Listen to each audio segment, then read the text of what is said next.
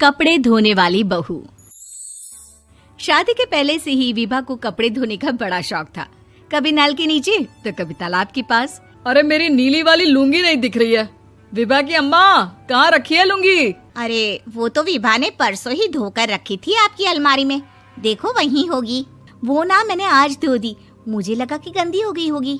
अरे कैसे गंदी हो गई थी? उसे तो मैंने पहना भी नहीं। हे भगवान, इस लड़की के कपड़े धोने की आदत से परेशान हो गया हूँ मैं। जितना तो घर में राशन नहीं आता, उससे कहीं ज्यादा डिटर्जेंट पाउडर का खर्चा है।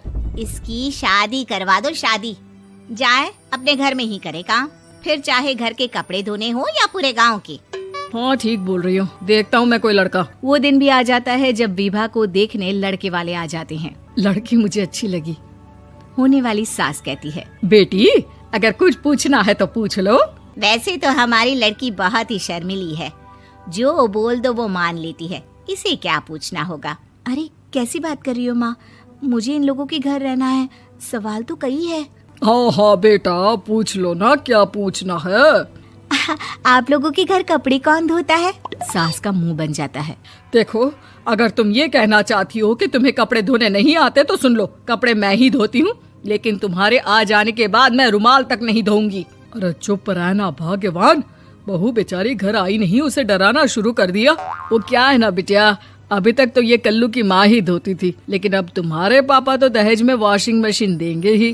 तभी विभा की माँ बोल पड़ती है, सवाल भी पूछा तो क्या। वैसे भाई साहब, मशीन की तो फिर भी कपड़े धोने की कैपेसिटी होती है। मतलब जो बिटिया दे रहे हैं ना विभा, इसे कपड़े धोने का बहुत शौक है। ये आप लोगों के क्या, आस पड़ोस गांव मोहल्ले सबके कपड़े धो दे और उफ तक ना करे। बाहर देखा नहीं आपने कितने कपड़े सूख रहे हैं? सब हमारी बिटिया ने ही तो धोए हैं। बस भी करो ना माँ, शर्म आ रही इतनी तारीफ सुनकर। और तो और एक दाग निकाल कर दिखाओ तो मान जाऊं। हाँ अच्छा, माफ करना बेटा, मैंने गलत समझा। हमें तो रिश्ता बहुत पसंद है। और ऐसे जुड़ जाता है रिश्ता कपड़े धोने का शौक रखने वाली विभा का। उसकी शादी हो जाती है कोयला फैक्ट्री में काम करने वाले कल्लू के साथ। शादी के बाद अचानक विभा चिल्लाती हुई सास के पास आती है। सासू माँ, अरे सासू माँ कहाँ है आप? ये तो धोखा है, धोखा दिया आप लोगों ने मुझे। इसे ससुर के चक्कर के बारे में पता चल गया। अरे तो उसमें तुझे क्यों धोखा मिला है? अरे नल में पानी नहीं आता, कपड़े कैसे कब धुलेंगे? अच्छा, तू पानी नहीं आ रहा उसकी बात कर रही है। तो आपने क्या सोचा? कुछ नहीं। अच्छा, तेरी माँ ने कहा था कि कपड़े धोने का शौक है तुझे, याद आया मुझे।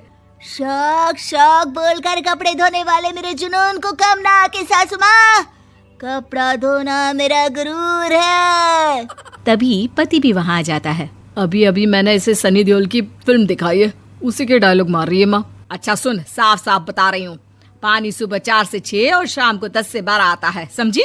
विभा टाइमिंग सुनकर हैरान हो जाती है। ये क्या भूतों का मोहल्ला है? सुबह 4 बजे उठकर कौन कपड़े धोता है? 4 बजे टंकी में पानी जाता है, फिर सारा दिन धोना ना, किसने मना किया?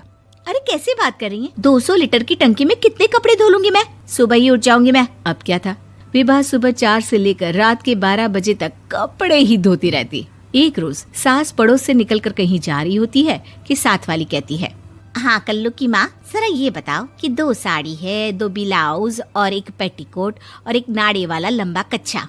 हाँ तो? अरे तो क्या, कितना लोगी धुलाई ये बताओ। धोबन दिख रहे हैं हम क्या? हमारे पति सरकारी नौकरी से अभी रिटायर हुए हैं और बेटा सुपरवाइजर है कोयला फैक्ट्री में। धोबन समझ रखा है हमें। हाय रे कल्लू की अम्मा, माफ कर दो, वो तो मोहल्ले में यही सब बता रहे थे कि तुमने बहू को कपड़ा धुलवाने के काम में लगा दिया है। सास को पड़ोसन की बात सुनकर गुस्सा आ जाता है। वो घर पहुंचती है जहां घर के बाहर ही इतने सारे कपड़े सूख रहे होते हैं जितने कि किसी धोबन के घर पर। अरे ओ कल्लू की दुल्हन, बाहर निकल। माँ जी यहीं आ जाओ, बाथरूम में चादर धो रहे हैं हम। अरे अभी हम धोते हैं, तुमको बाहर निकलो। ये आस पड़ोस वाले बोल रहे हैं कि हम बहू से कपड़े धुलवा कर उसे कपड़ा धोने वाली बना दिए हैं। अरे छोड़ो ना माँ जी, किन लोगों की बातों में आती हो? आस पास के लोगों का तो काम ही होता है कि वो किसी तरह सास बहू को लड़ा दे। बहू सारे घर के कपड़े धोती है, ये क्या कम है? बोलिए। सास को भी लग जाता है कि वो बहू का ये सनकीपन नहीं छुड़वा सकती, इससे अच्छा है कि खुद ही चुप हो जाए। एक रोज सास और बहू मंदिर जाते हैं, जहाँ सास की साड़ी वहाँ खड़ी भीख मांगने वाली से मिलती है। माँ जी क्या बात है, आपकी साड़ी उस भिखारन से कितनी मिल रही है ना? हाँ हाँ देखो तो, दोनों की साड़ी मिल रही है। क्या बात है कल्लू की अम्मा, तुम खुद को तो अफसर की बीवी बताती हो और ऐसी सिंपल सी प्लेन साड़ी पहनकर घूमती हो। सिंपल और प्लेन नहीं है ये साड़ी। तो क्या सोने के धागे से फूल बने हैं? कुछ भी सासू माँ, कुछ भी। हाँ बने थे इस साड़ी में सोने के धागे से फूल। मेरे पति लेकर आए थे मद्रास से स्पेशली मेरे लिए 10,000 की। ताहे भाई साहब इस भिखारन के लिए भी सेम टू सेम साड़ी लेकर आए होंगे 10,000 की। सास उस वक्त तो कुछ नहीं कहती, लेकिन बहू के साथ घर आती है और अलमारी से एल्बम निकाल कर लाती है। ये साड़ी देख रही है, ये वही साड़ी है जिसे मैंने अभी पहना था। इस साड़ी में ये जो चमकदार फूल दिख रहे हैं ना, ये सोने के धागों से काढ़े गए हैं। लेकिन तू लोकल वॉशिंग मशीन ब्रश से घिस घिस कर सारे फूलों को निकाल कर साड़ी प्लेन कर दी। मुझे माफ कर दीजिए सासू माँ। और तो और, जब मैंने तुझे तेरी गलती के लिए कुछ नहीं कहा, लेकिन तूने तो सबके सामने मेरा मजाक ही बना दिया। क्यों? बहू को समझ में आ जाता है कि अब से उसका कपड़े धोना बंद।